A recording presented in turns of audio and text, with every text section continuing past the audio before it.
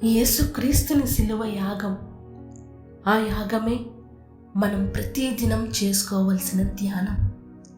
ఆ ధ్యానమే మన ఆత్మీయ జీవితాలకు గొప్ప భాగ్యం. ప్రవీణ్ పగడాల గారి కలం నుండి శిలువ ధ్యాన దైవవాక్కులను విందాం.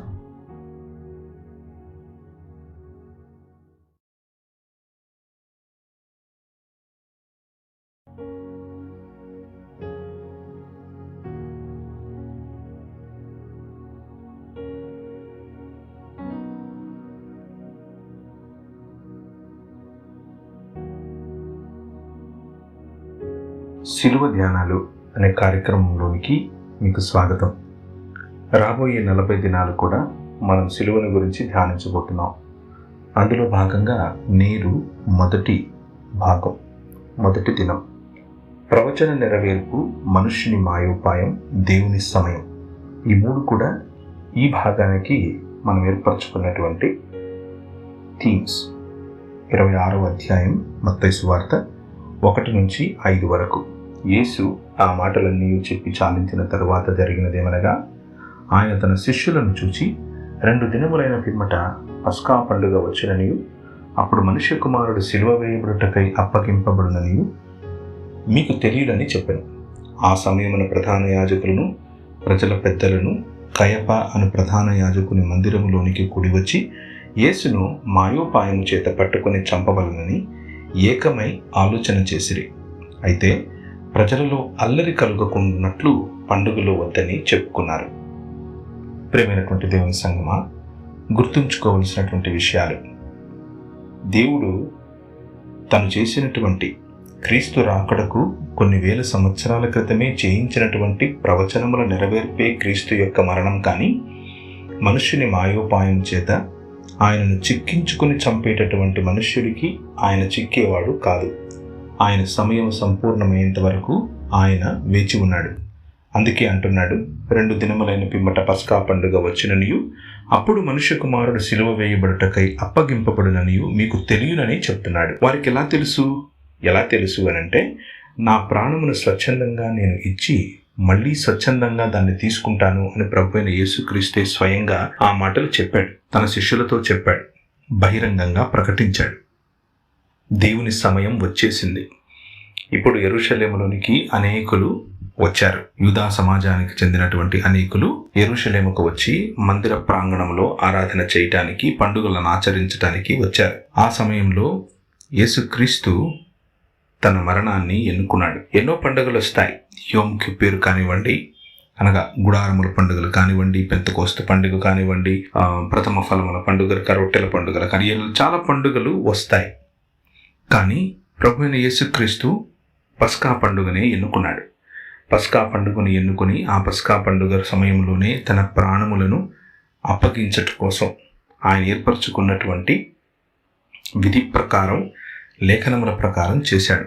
కారణం ఏమిటి అని గనక మనం చూస్తే, నిర్గమాకాండంలో జరిగినటువంటి విమోచన అన్నది ప్రభువైన యేసుక్రీస్తు ఈ సమయంలో తన మరణ పునరుత్థానాల ద్వారా సర్వమానవుల యొక్క విమోచనను ప్లాన్ చేశాడు అని మనకు అర్థమవుతా ఉంది.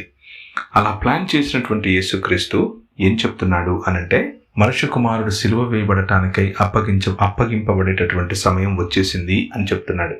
కానీ మనుషులు ఏమనుకుంటున్నారు అనంటే, మనుషుని మాయోపాయం చేత మందిరములోకి కూడి వచ్చి యేసును పట్టుకుని చంపాలి అని ఏకమైన ఆలోచన చేస్తున్నారు. ఒక్కసారి గమనించండి.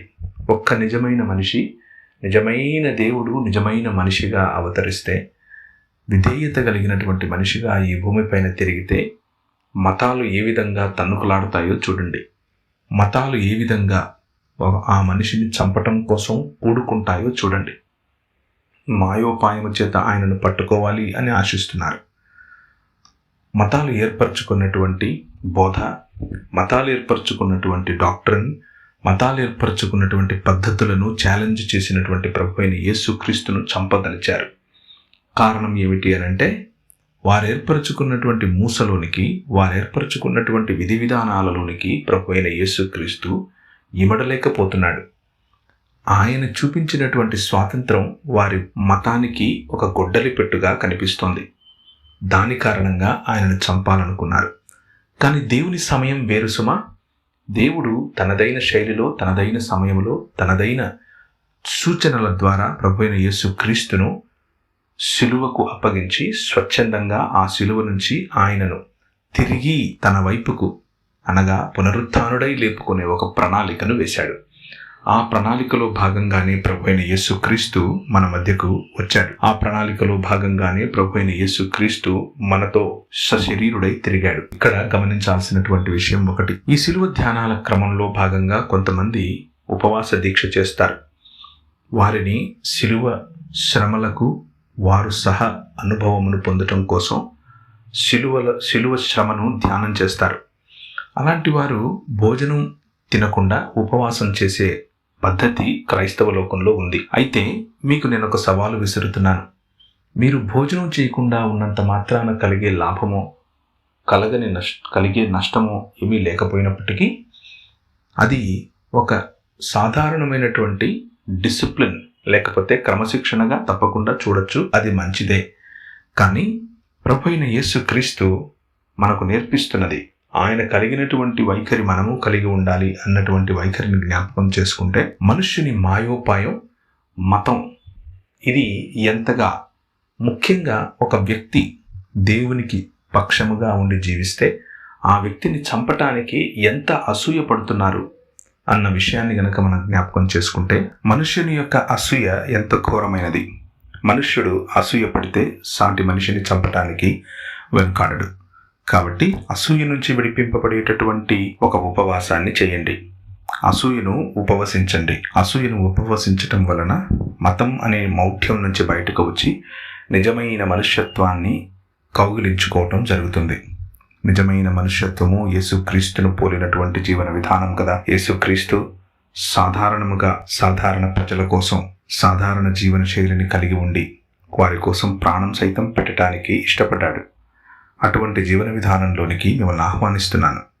శిలువ మార్గం అదే. శిలువ మార్గం ఎదుటివాడి కోసం ప్రాణం పెట్టే మార్గమే కానీ శిలువ మార్గం ఎదుటివాడిని చంపే మార్గం కాదు. ఎదుటివాడిని ద్వేషించే మార్గం కానే కాదు.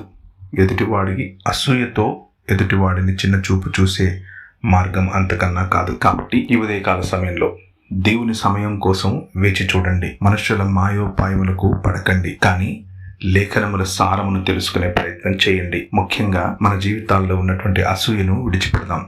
అసూయను ఉపవసించి క్రీస్తుకు దగ్గరగా ఎదిగేందుకు ప్రయత్నం చేద్దాం. రండి, తల వంచి ప్రార్థిద్దాం. మనల్ని మనం శిలువ ధ్యానాలలోనికి అప్పచెప్పుకుందాం. అలాగే శిలువ ధ్యానాలు లేఖన సారం అని తెలుసుకున్నాం కనుక ఇందులో ఇమోషనల్ గా ఉండేటటువంటి బాధాకరమైనటువంటి మాటలు మాత్రమే సెంటిమెంటల్ గా మాట్లాడుకోవటం కాదు, కానీ దేవుని రాజ్య స్థాపన, దేవుని రాజ్య విస్తరణ మరియు క్రీస్తు యొక్క శ్రమను లేఖన సారముగా అర్థం చేసుకుంటూ మనం ముందుకు వెళ్ళే ప్రయత్నం చేద్దాం.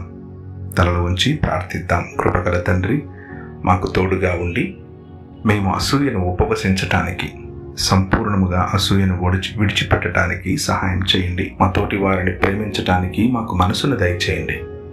మీ కొరకు జీవించే జీవితాన్ని మాకు దయచేయమని, మీ సమయం కోసం వేచి చూస్తూ మీ లేఖన సారాంశాన్ని గుర్తుపట్టే మనుష్యత్వాన్ని మాకు దయచేయమని యేసు నామమున ప్రార్థిస్తున్నాము తండ్రి.